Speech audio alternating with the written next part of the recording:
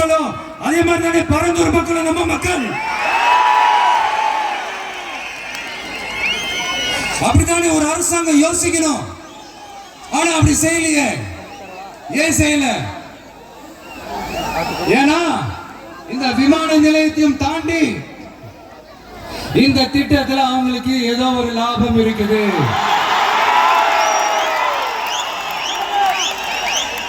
அதை நம்ம மக்கள் தெளிவா புரிஞ்சு வச்சிருக்கிறாங்க. நம்மளுடைய ஆட்சியாளர்களுக்கு ஒரு சில கேள்விகள். நீங்க எதிர்கட்சியா இருக்கும் போது 8 வழிச்சாலையை எதிர்த்தீங்க, அந்த காட்டுப்பள்ளி துறைமுகத்தை எடுத்தீங்க. அதே தானே இங்கேயும் அதே நிலைப்பாடு தானே இங்கே எடுக்கணும். எதிர்கட்சியா இருக்கும் போது விவசாயிகளுக்கு ஆதரவு, ஆளுங்கட்சியா இருக்கும் போது விவசாயிகளுக்கு எதிர்ப்பா? எனக்கு புரியலையே.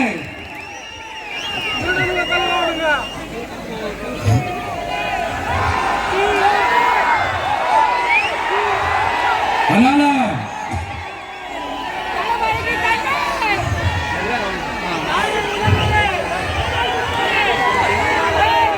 இனிமேலும் சொல்றேன்,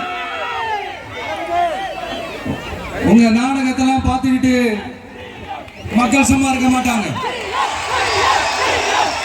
நீங்க உங்களோட வசதிக்காக அவங்களோட நிக்கிறதும் அவங்களோட நிக்காம இருக்கிறதும், நாடகம் ஆடுறதும் நாடகம் ஆடாம இருக்கிறதும், அது சரி. நம்புற மாதிரியே நாடகம் ஆடுறதுல தான் நீங்க கில்லாடிகளாச்சு. அதையும் மீறி நம்ம விவசாயிங்க உங்க போராட்டத்துக்கு எதிராக போராடினாங்கன்னா பிரச்சனை தான். அதனால இனிமேல் உங்க நாடகத்தை பார்த்துக்கிட்டு மக்கள் சும்மா இருக்க மாட்டாங்க. உங்களோட இந்த விமான நிலையத்துக்காக நீங்க ஆய்வு செஞ்ச இடத்தை மறு ஆய்வு செய்யணும்னு ஒன்றிய அரசுக்கும் மாநில அரசுக்கும் நான் கேட்டுக்கிறேன். விவசாய நிலங்கள் இல்லாத இந்த பாதிப்புகள் குறைவா இருக்கிற இடங்களா பார்த்து உங்களுடைய விமான நிலையத்தை கொண்டு வாங்க. வளர்ச்சி தான் மக்களின் முன்னேற்றம். ஆனா அந்த வளர்ச்சின்ற பேர்ல நடக்கிற அழிவு மக்களை ரொம்பவே பாதிக்கும்.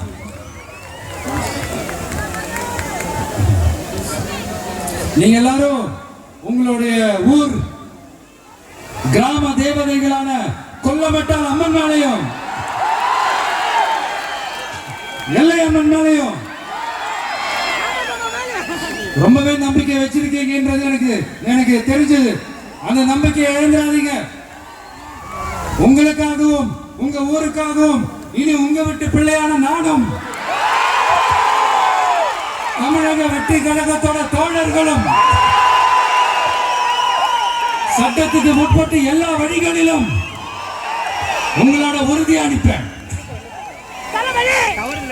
உங்களோட ஊருக்குள்ள ஏகனாபுரம் ஊருக்குள்ள வந்து அந்த திடல்ல தான் உங்க எல்லாரையும் மீட் பண்ணணும்னு நினைச்சேன். ஆனா எனக்கு பர்மிஷன் கிடைக்கல. இங்கதான் பர்மிஷன் கொடுத்தாங்க. நான் ஏன் ஊருக்குள்ள வரணும் தடைன்னு எனக்கு தெரியல. இப்படிதான் கொஞ்ச நாளைக்கு முன்னாடி நம்ம புள்ளிங்க ஒரு நோட்டீஸ் கொடுத்ததுக்கு தடை விதிச்சாங்க. ஒரு துண்டு சீட்டு நம்ம பிள்ளைங்க கொடுத்ததுக்கு. அது ஏன்னு எனக்கு புரியல.